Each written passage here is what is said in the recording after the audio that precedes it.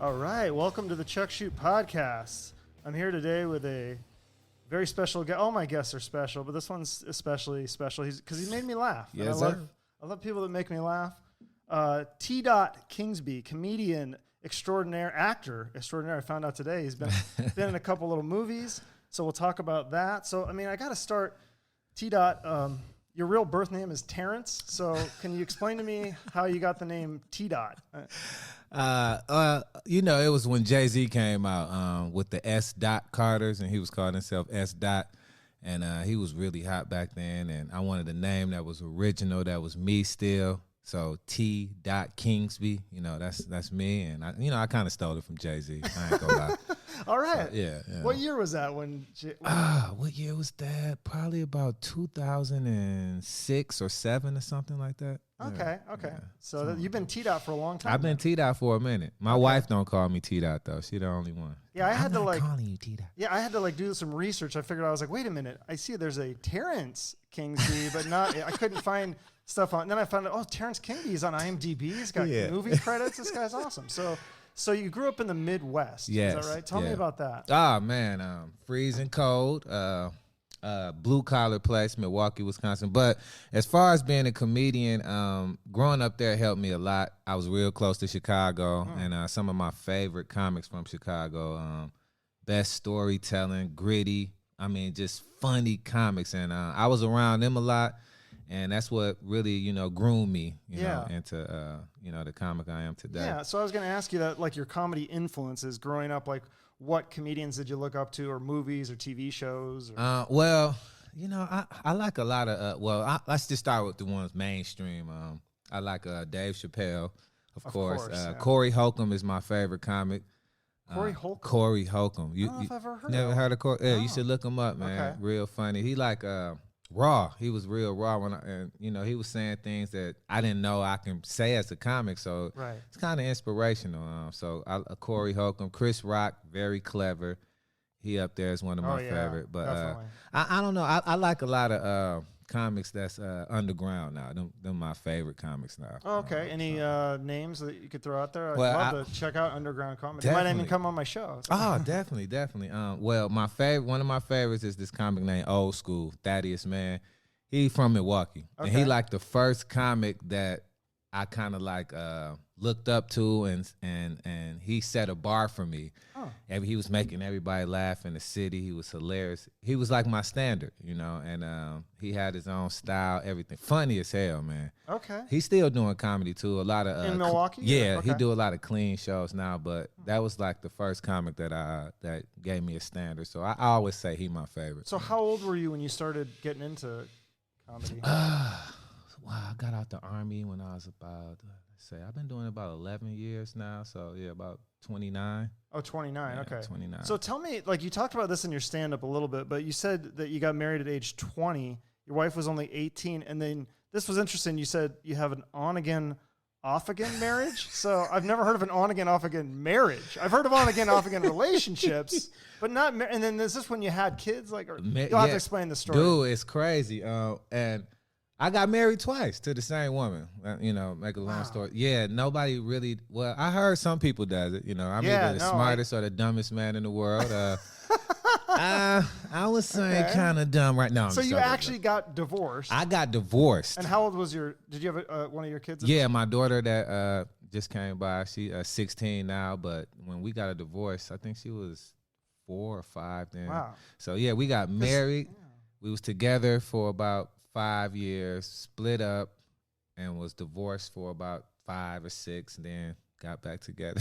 Wow. Remarried. So it's but that's every kid's fantasy, right? It's the kids I want mommy and daddy to get back together, and it's yeah. All right, you're getting your wish this year. Yeah, for yeah. Christmas. So that was, and I had a son too when we were split up, and then we get back together. So people be like, "Hold on, how you have a kid?" When you wasn't with your wife, then you got a kid. It's a long story, okay? Hey, life is not always the Brady Bunch. It's not always perfect. It's Exactly. It can be messy sometimes. So Right. you guys just grew up, you grew apart and then you grew back And together. then grew back together, That's good, yeah. Because it sounds like you're probably too young when you first got married in the Yeah, first place. man. So. When I think about just how I thought, I didn't even have the Yeah. right mind frame to be with someone. So well, that's good. So, and then when did you move to Arizona? I just moved here actually last year in June. Last June, yeah. So, and then you said you got into stand-up comedy 11 years ago. So do you remember like how or why, like what, like you have to have a story about your first performance. Oh, definitely. Right? Well, how I got into stand-up is crazy. Like I said, I had just got out the military. I always been like telling stories and been like a funny type, good personality guy. But I never thought about doing stand-up comedy. When I got out the Army, I was staying with my mother-in-law. Me and my wife, we didn't get a place yet, and she was dating this guy who was a stand-up comedian. And he used to always come over and, you know, try to tell his jokes and all of that stuff. And so my mother-in-law, she was like, my son, she always used to say, my son funny. You should get some jokes from him, blah, blah, blah. So one day my wife was, me and my wife had a little argument. And she was like, well, we going to my mama's friend comedy show, and I want you to come. And I didn't want to go. I'm like, fuck, I don't want to go. Y'all know. But I ended up going. She talked me to go, and I was sitting there pouting and shit. And as I was watching the show, I mean, I had an epiphany. Like, I'm watching it. This was kind of like one of the foulest shows I ever seen in my life. But everybody in the audience was laughing. I mean, laughing. I'm like, what the fuck?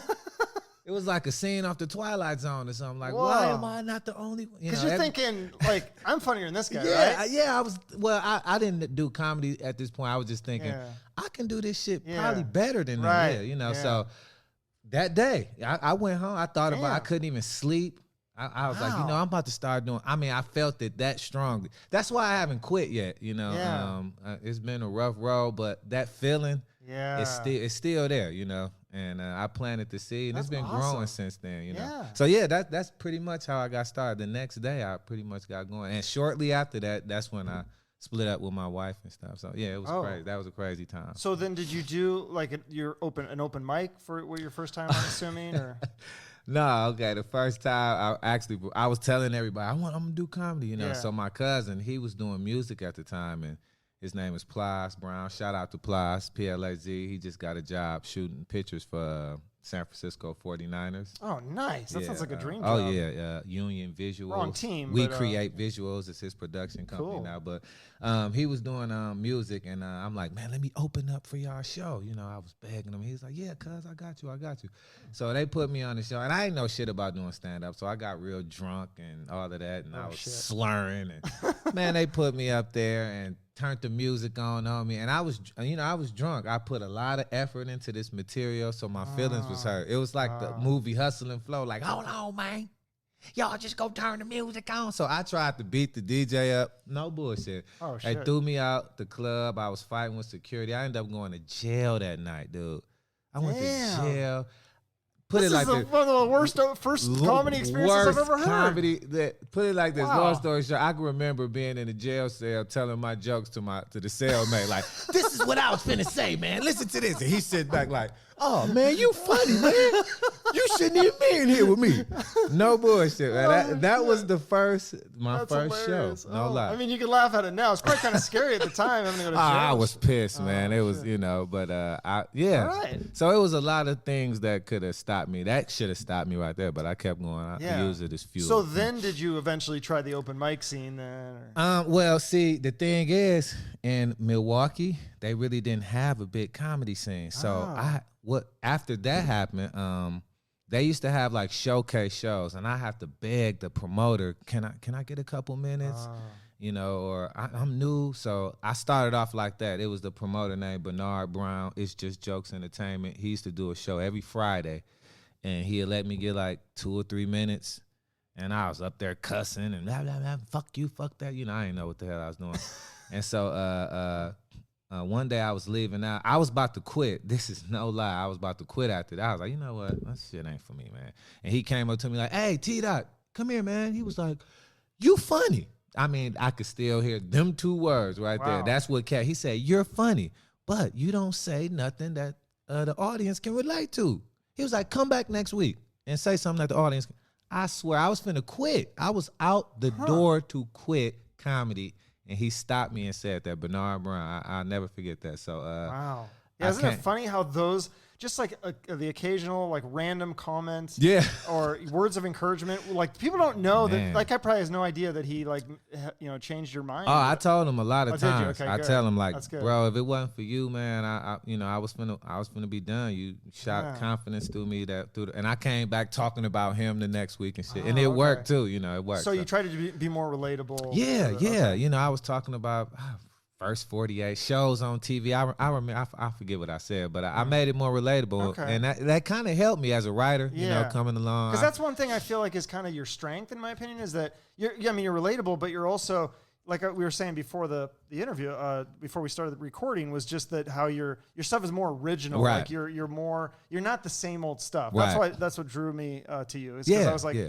I went and saw you and Sydney Smith, the other comedian, and you guys are funny. The other comedians, I mean, there's nothing against them, Right. Because the audience was laughing a lot, but I Right. was kind of like, okay, I've kind of heard this, I kind of know this story, but Right. your jokes were kind of going like over here, Yeah. like, oh, I didn't know I was going to do that. Yeah, And so, yeah.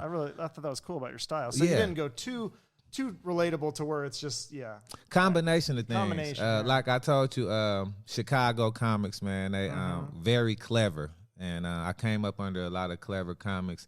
And then one thing I learned about doing comedy is you got to separate. You looking for somebody that's different, right? The only thing that makes me different from other comics is I'm me and they're them, in my opinion. So telling my story is the difference. So if I talk about myself, nobody can talk about yourself more than you. Right. Nobody know the depths of you more than you, the embarrassing moments, the angry moment. And right. they're easy to articulate. So I just try to, I think a lot of comics try to say what people want to hear. And it comes off like that, like, oh, I heard that. Or Right. I knew he was going there. Yeah. But when you talk about yourself, don't nobody know your life, know you, what you feel. And I think that's a better approach. That's So- interesting. Yeah, and it is relatable because your life is very, I mean, you're married, you have Right, kids, and right. those are all things that people can Right, relate to. And then, right. so did you ever talk about the military? You in know, your stand-up? Tell me about that. I didn't even know that you were in the military. Yeah. Which branch? Army. Okay. And I joined the Army August 20th, 2001. So like a week and a half later. Well, that was right 9/11. before September 11th. Right, like I mean, it's fucking that's crazy. some crazy timing, yeah. I'm laying in the bunker. Damn. And this white guy, his name Nottingham, he ran upstairs. We're going to fucking war, yeah. Like he wanted to go. Yeah, I'm like, what the hell he talking about? And this black dude was behind him, like, these fools then ran into the towers, man. We going to war, and no doubt, 11. I got to my unit, and I wasn't even in basic training yet when that happened. Yeah. I got the basic training, did that AIT, got to my unit. I was only there 11 months, and right to Iraq. Wow. Yeah. How long do you have to be in Iraq for? About almost a year. Okay. Yeah. So it was crazy. And then do you have to do any other tours, or is that the only one? No, that was the only one I did. And I was gonna stay in after that, but my wife didn't want me to stay in. She took the deployment pretty hard, Oh, And, so you were married at the time. I got Okay. divorced after that, Okay. when I went crazy from going to the war, according to her. Oh, is that what she said? Yeah. Did you have that like PTSD? and Yeah, stuff? yeah. Oh, I okay. was kind of snappy and shit. So that shit is real. Yeah. Yeah, no. My brother was he did a tour in Iraq Yeah. and Afghanistan, and I mean, it seems like everybody that goes there, they come back a little different. I Yeah. mean, maybe not full PTSD, but they come back a little messed up. Oh yeah. Right? I mean, because it was that was a huge different. That was different for me. I never went through no shit like that. I lived in the hood and all of that before. I heard gunshots, but people wasn't shooting at me. Shit. Yeah. And they didn't have bombs too. Yeah, that's scary. And so was it just kind of the fear of something could happen, or did something actually happen in Iraq that you witnessed? Or? Yeah, I witnessed a lot of stuff. I was in a medical unit, Oh, and so I saw a lot of like. Did you blood volunteer and for that, or? I wasn't a medic. I just was like operations. I was attached to a medical unit, but I saw a lot of everybody volunteers. We all volunteer, but I saw a lot of bullshit. Don't they?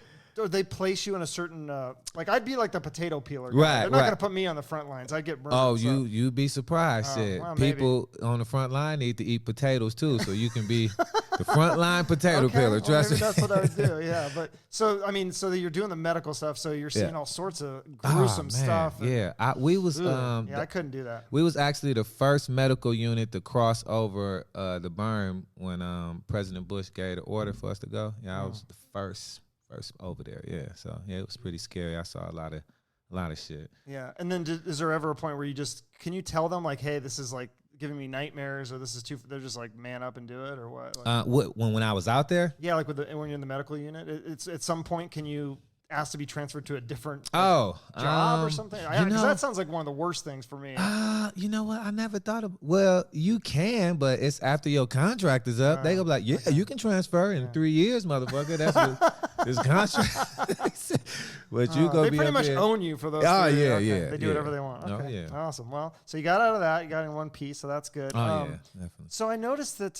So you were saying that with the, because I was going to ask you if you were kind of the funny guy in your group of friends, but you said you're kind of not. Nah, well, I don't know. I don't know. I kind of pick my mom. I'm not like Kevin Hart funny where he just every time you see him, he just funny. I don't know. I guess I pick my moments, like that. But for the most part, you wouldn't even know I did comedy unless I told you or saw me at a show. I'm just quiet and shit. I'm pretty observant though. I be observing shit all the time. So I think that's where it comes from. So it's more just like preparing the jokes and then doing all the comedy on stage. Because when you have the script, it's easier for you to be like on the fly. Definitely. I'm more of a scripted comic. Yeah. Scripted comic. Gotcha. So you practice things a lot. Oh yeah. Rehearse it. Okay. I noticed like one thing in your comedy that was really stood out. You have this kind of like signature smile. Like you're smiling the whole time. Like when you tell the jokes, you're always like, you got this really big smile. Is that something like you practiced and developed, or are you just naturally like a smiley guy? Naturally smiley. I can't even help it. Somebody called me when I was in the Army. I was always smiling. My drill sergeant called me a happy apple-looking motherfucker one day.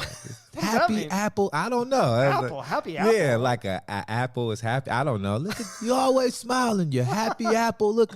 Yeah. Okay. So I don't know. It's just I don't know. I'm just a smiler. So your joke writing process. So it sounds like you do rehearse a lot and you write this. So what inspires you to kind of start? And then how does the joke go from the beginning up to where we see it on stage? Is there like, take me through the process? Well, how I get material, mostly it comes from a number of things. Something that happened to me. A lot of times when I'm feeling bad about something, that's the best material in the world. If I can get over my emotions, like I just was working and I lost my job and shit, and I just moved out here, so I'm trying to do comedy now to make money, but I need a job too. So that was pretty stressful for me. So I had to think about that. I found some material in that. And then, I don't know, as far as the punchline process, that might, the punchline, the process of getting to the punchline, maybe I might have it already, or maybe it's just a story that don't have no punchline. It's just maybe a funny story about me. And then I don't know, man. I just pick parts of it that I know people will laugh at and practice it in the mirror. Practice the mirror, okay. How I know that something is funny, I get this tingly feeling in my stomach. Like I know people go, I know it. I've been like it makes you laugh. Not really make me laugh. Yeah, in a sense, but I know it's entertaining. It's comedy is more about making people feel a certain way. I believe, and the laughter comes with that.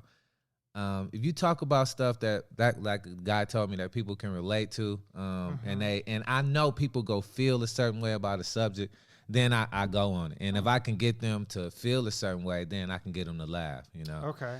So sometimes it seems like maybe you try to push the boundaries a little bit. Like, do you ever worry about joke being too controversial? Now you have to.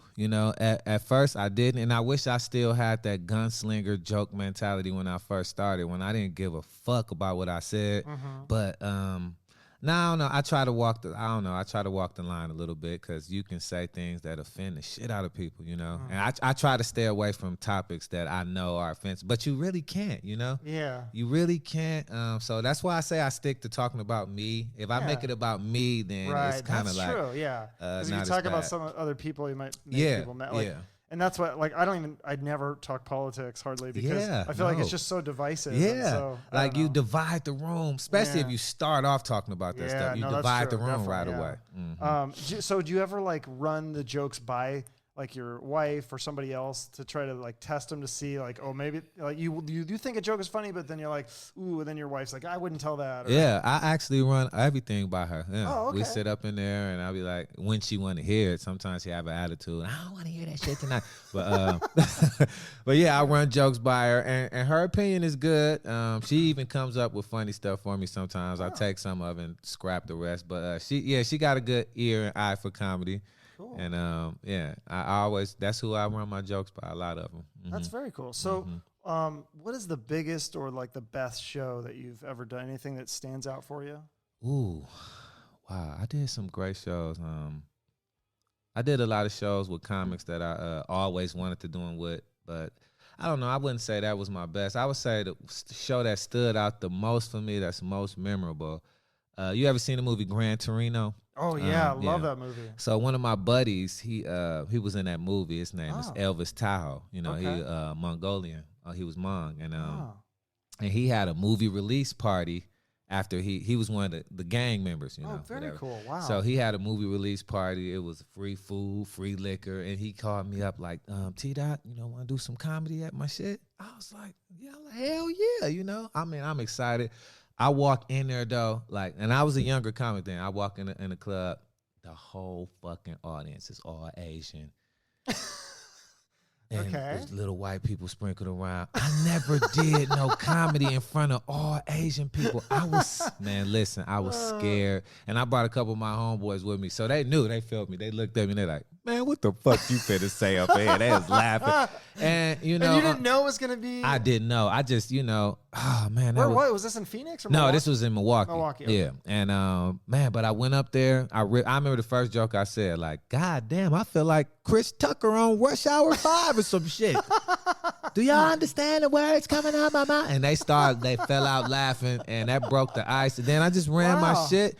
And reason why I say that show is because that showed me that people is people, man. People laugh at comedy. If you're funny, people are gonna laugh. It don't matter if they're white, black. It don't fucking matter. Man, woman, kids, old, young. If you funny, people are gonna laugh. No, that's true. Yeah. Mm-hmm. Did you think of that Rush Hour thing just right before? Right before, yeah. It just came. I swear. Yeah, that came in my head, and they laughed. So yeah, that show stands out. Yeah, that's funny. Okay. Any other? I think you performed with Ari Spears, but is there other famous comedians that you've performed with or next to? Or Yeah. Ari Spears won, Mike Epps, Lavelle Crawford, Cheryl Underwood. She on that TV show The View now. Wow. Shit. You got any stories with those people? Any Little interesting Duval. interactions, or was it kind of just professional, hello, goodbye kind of stuff? Yeah, they really don't. They don't fuck with us too much. Oh, really? I know. I remember one time when I first did I did a show with Little Duval back in the day, and he a cocky motherfucker, right? He really oh man, I like him though. He real funny, and I was on stage. First of all, I couldn't wait to perform with him. I'm like, Little Duval, I'm not sure I know who that guy Little is. Dude, living my best life. Ain't going back and forth with you. He made that song. Oh, okay. I'll have to check that out. What? You never heard that song? I don't. My God, it was the #1 song in America. What's up with you, Chuck? Where you been? I know. Little Duval, I old. don't know. He haven't done really a lot of movies, but he a real funny stand-up comic. Okay. But check him, look him up. Yeah. You know what I'm talking But he about. was kind of cocky? Very cocky. And when I was on stage, I'm trying to do my best up there, and trying to be funny because I'm on the show with him. And as soon as he get on right to me, he like, man, he started just ripping me. Man, this motherfucker, this and that. And I'm like, really? I was hurt, man. Wow. And that's when I knew, shit. Damn, people that don't. sucks. Yeah. He was mad because I was up there a little long, so I didn't know they do that. I thought it was all funny and we were all friends, but hell no, it's like a competition. Don't they do a red light or something when it's? Nobody was lighting me. I was killing it though, and he just, he was like, get the fuck off. This is my show, They come to see me. That's how. That's how a lot of headliners be. Really? That's a no in the comedy game. You don't. If the show ain't about you, well, do your time and get off, Okay. So Mike Epps, isn't that the guy from The Hangover? Yeah. That guy's he's been in a lot of stuff. Oh, Mike Epps, yeah. I did a show with him in Milwaukee.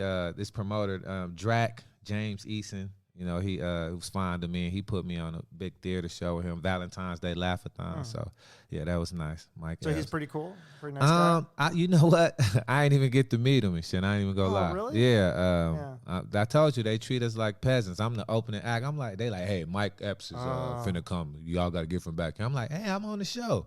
Not anymore. Move. Go in the audience or something. So, yeah. Wow. Yeah, because I thought like the comedians had the green room, or like when I interviewed Craig Gass, like I actually got to go back in the green room. I was like, oh, this is weird. Like I'm actually in the green room. There's like the other comedians. And well, in the theater shows, people had their own dressing rooms. Different. So I had my own little dressing room. That was it was like the broom closet. So that's and cool. shit. It's like a bigger show then. Yeah, it was cool, but you know, you want to meet the celebrities and shit like that. I guess they're busy. So let's see what else. Tell me about your manager, Kurt Sharkey. Is that a thing? Who, Kurt Sharkey? Yeah, that's actually me. Shit. Oh, okay. Yeah. So is there like a story behind, like, do you actually use that voice and pretend you're a manager? I do, man. I do. Because, like I said, the comedy is so crazy, man. And when you don't got representation sometimes or haven't been on certain platforms, it really don't matter how funny you are. People not going to take you serious and they not going to fuck with you. So I'm calling comedy clubs acting like I'm my manager. Like, hi, my name is Kurt Sharkey. I'm with Wisconsin Prolific Entertainment, LLC, and I have this funny comic there named T Dot Kingsby. You know, I'm calling comedy clubs. Sounds like Kermit the Frog. Right, kind of, but it sounds kind of like an old man too, you know, the phone. And they believe me, right? So I called this one club one day. I'll never forget this. How many times have you done this? Man, a lot. Back when I was in Milwaukee, I was doing it a lot, right? So I'll call across the country trying to get myself booked. So I called this club in Milwaukee called Bonkers and shit. It's connected to a strip club. And I'm like, yeah, I'm running the Kurt Sharkey spiel and shit. And they like, I'm like, yeah, I got T Dot Kingsby. They're like, whoa, T Dot Kingsby. Whoa. No, we don't want that guy here. I almost broke character. Like, why the fuck not? Yeah, they know you or what? I don't know. I never knew what that was about, you know? So, yeah, that bothered me. Maybe they knew you were fucking with them and they were fucking with you. No, back. I don't think so. I think I had them going. I think, you know what? I never thought about that. They probably did. Shit. So that's actually, has that gotten you some gigs though? Like saying that you're this old man manager? Did Kurt? No, Kurt never. I never got any gigs from Kurt. But, you know, I was talking to people. That was good enough for me. They was talking to me like I was really a manager and shit. Like, yeah, if you get this together and do that. I'm like, yeah, okay, yeah. So I don't know why that's so funny to me. Like, does that kind of shit happen a lot? I've never heard of stuff like the I feel associate. like that's something like a movie or like a TV Whoopi show. Goldberg, the associate. Yeah. That's Oh, what okay. came up with the idea. She was like her own boss or some shit. Yeah. So I said, you know what? I'm going to be my own So what manager. if they want to like meet you Kurt know what? Would you like put on a disguise and like go out there, hi, I'm Kurt Sharkey, and then I don't know. I didn't think that far ahead. I never thought that far ahead. well, if you need me to pretend to be a manager, I can help you out. Good looking there. up, Chuck. Cool. Good looking up. All right. So 2013, that was like 6 years ago. I think was that your first? Was Role Play the first? It was. Anyways, you did a movie in 2013 called Role Play. Yeah. It's available free on Amazon Prime, and I thought, oh, he's just gonna be like a like a mailman or something in it, like delivery guy number 2. But no, you were like the star of the movie. I mean, granted, it's an indie, low budget movie, but I mean, I watched the whole thing and I enjoyed it. I thought you did a really good job. Thank you you. play a married guy. And I guess how would you describe it? It's a body switch comedy. Right. It's not the most original idea, but it was original. I've never seen it done with a married couple. Right. It's kind of interesting. Yeah. So first of all, shout out to Kent Jameson for writing it. My man Ruben Whitmore for giving me the shout out. He was the director. Kelly Kels, my co-star, the Jester, Dasha Kelly. Shout out to all of them. D-Rock, Gigolo Jackson. Shout out to all of them.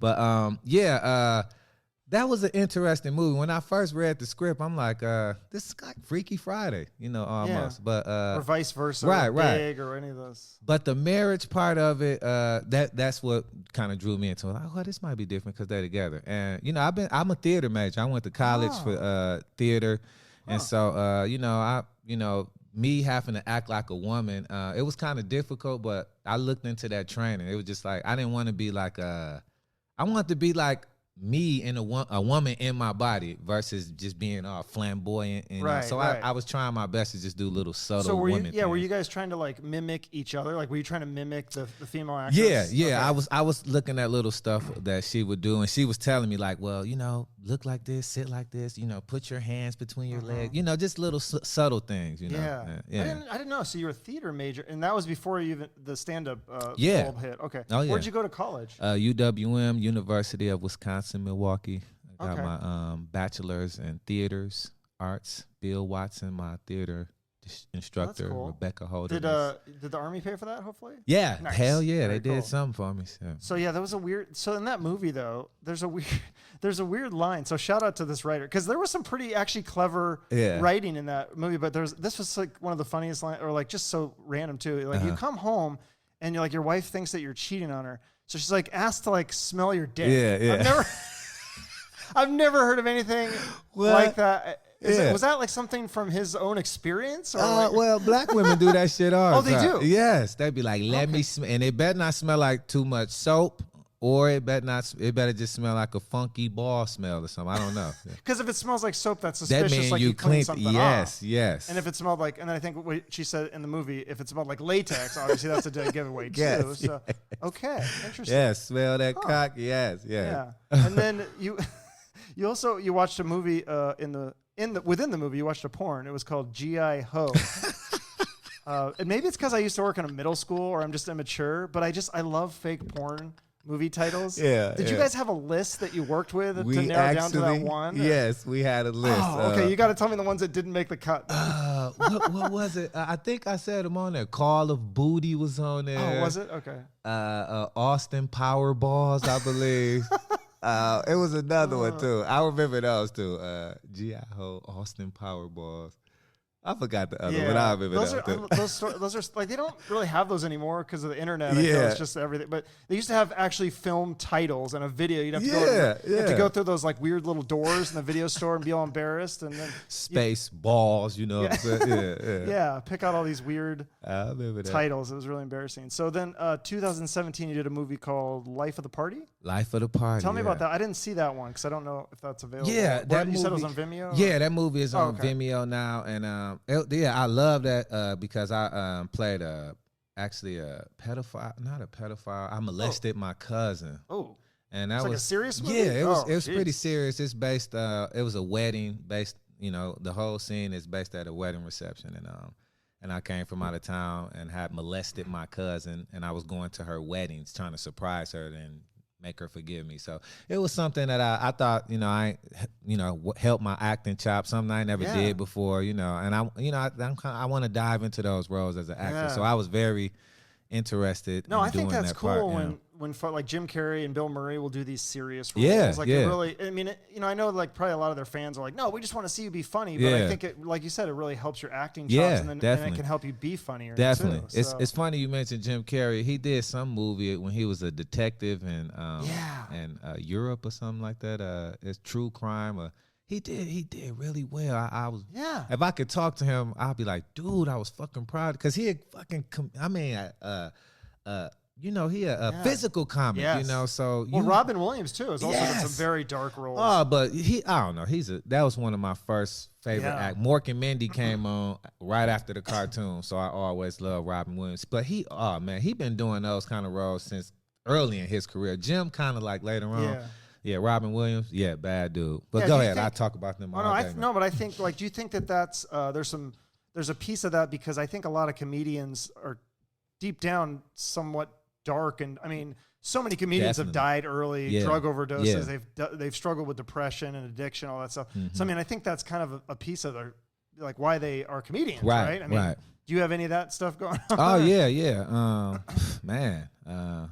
Like I said, I try to dig into the dark stuff, so I don't lose my mind and talk about it, because it hurts. I mean, like if you can get over the hurtful stuff and explain it, and people be like, "Oh, I feel like that too." And I went to this Shakespeare intensive course when I was in college, and we did a weekend with these weird ass Shakespeare people, but they was brilliant, right? And this one guy, Kevin, he talked about as an artist, what we do is we stick our hand in the fire, you know, and a doctor can tell you, you know, medically what happens when you do that, and a biologist might say this and that, but an actor's job is to actually do it and tell the world this is how it feels. Right. So that's what we do as actors. So I try to use that pain and stuff and put it out there like that. I try to remember that even when I'm feeling shit, you know, in life. Yeah. And, you know, it's helping me be a better artist, you know. Yeah. I think that helps get people through stuff too a lot of time, and get you through it. If it's a tough time, you can laugh about it. That's awesome. Definitely. So then, you got a couple other movies coming up.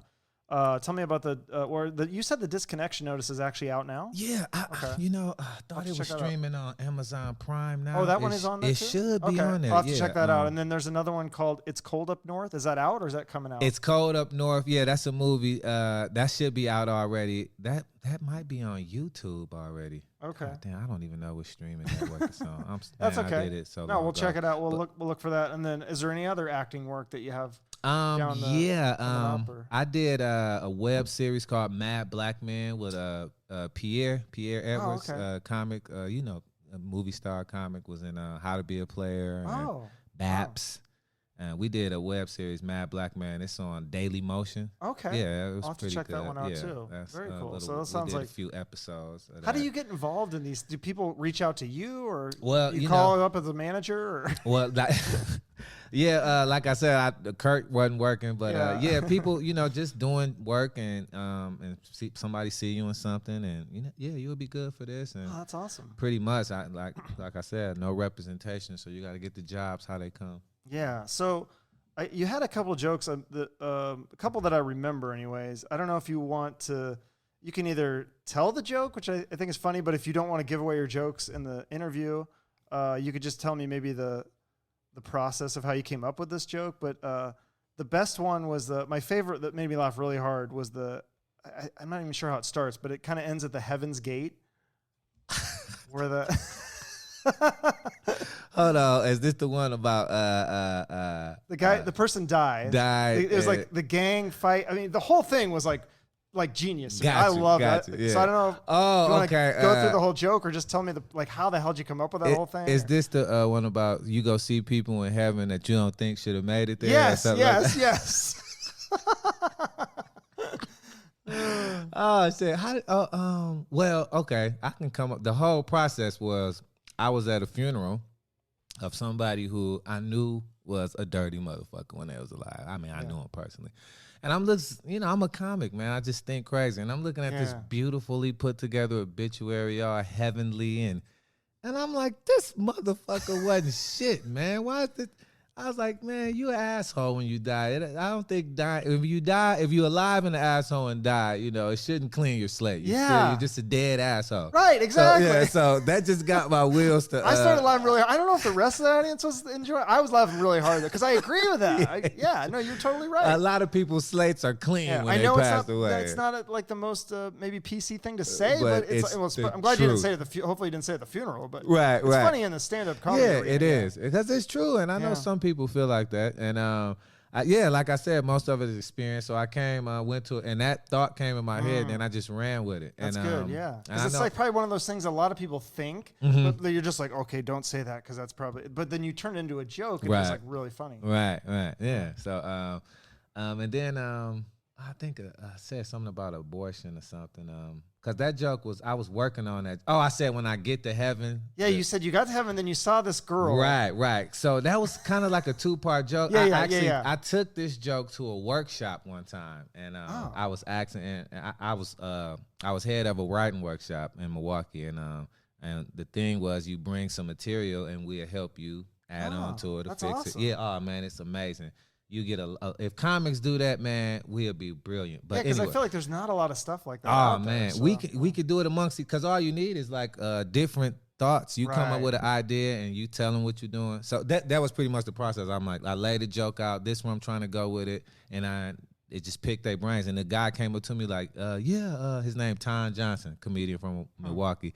He said, yeah, you should, because I was asking them, I'm trying to figure out people I see in heaven and they shouldn't be there, Yeah. And I couldn't think of that. He said the abortion shit. Oh, that was his. Yeah, okay. he said, say it. She had 5 abortions. I said, and then I just, ran with it. Because that was really funny. That I laughed. Again, that might have been one where I was looking around and I was like, I don't know if everyone else is laughing. Yeah. They kind of, the audiences, a lot of audiences will kind of, majority are going to prefer the more safe jokes. But that joke made me laugh really hard. I don't know if I was supposed to laugh, but right. Really it's funny, never safe, but was good. it's some people will think about. Yeah, and then like you talked about the, I don't know what it is. Like Sidney Smith also had jokes about homeless people, but you had some jokes about bums in cold places versus warm places. Yes. Yeah, tell me about that. Well, the differences. Like I said, I'm from Wisconsin, man, and I see the homeless people outside out there. It's cold as hell. Come to the gas station, and he was asking me for something. And I'm thinking, like, I asked the guy, I'm like, dude, I actually had this conversation. I think I said it in a joke. Okay. I was like, dude, your family here? You ain't got no family? He's like, yeah, well, my whole family's here, man. I'm like, damn, I'm thinking, they don't give a fuck about you. It's freezing out here. Yeah. And then that's when I came up with, look, shit, man, since you living on the street, why not go to Miami and live on the street? Like, why would you stay here? The world is your oyster. Yeah. World is your oyster. So I just, thought about it in a joke form and kind of like put it out.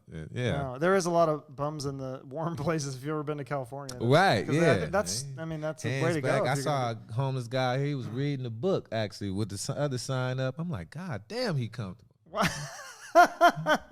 And what about female bums? Like, that's what I said. You don't see too many female bums because number one, ain't no man finna let no woman just walk the street with nowhere to live. They go, oh, you ain't got nowhere to live? Oh, you ain't gonna live? Yeah. Take them clothes off and burn them. You won't be needing them anymore. At least for 2 weeks now. But yeah, you never see the homeless woman alone. She got a bum boyfriend. Yeah, that ruined her life. Right, that fucked her life up. That's the only way you will see one. Oh, that's so great. Yeah.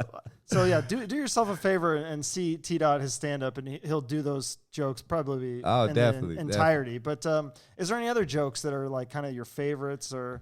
You know what? I used to have this one joke where I go up in a gay bar and I was dancing with a transvestite all night and didn't know it was a transvestite and end up getting in a fight with all the gay people. But it was so funny, but now I can't say it anymore. It's like, I get canned for saying that shit. Really? Yeah. That's interesting because I felt like people were real sensitive about that stuff, but then it seemed like now people are coming around to, we can still laugh about things. Like it's still a joke. Because Dave Chappelle even talked about that in his stand-up. And so I think, I don't know. But yeah, it is kind of a touchy subject for some people, which I understand. Right. Yeah. You don't want to, like I said, I never try to divide the audience, No, I know they might feel certain ways about something, but as long as they feeling it, it's good. I don't want to divide them, though. Right. Well, so I always end on a cause.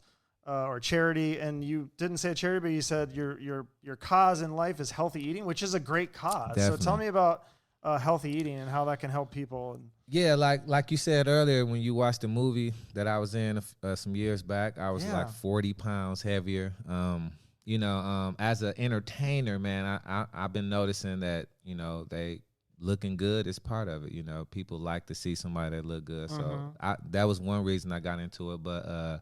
Also, you're more sharper when you eat the right stuff. You got more energy. I don't get booked like I want to get booked now, but when I do get these rushes of shows, you need energy to do them, man. You need energy. And I know, like, I'm trying to prepare myself. Like, if I get out here and I'm on the road every single week and 3, 4, 5 shows a weekend, I need energy to do that. I want to perform at a high level.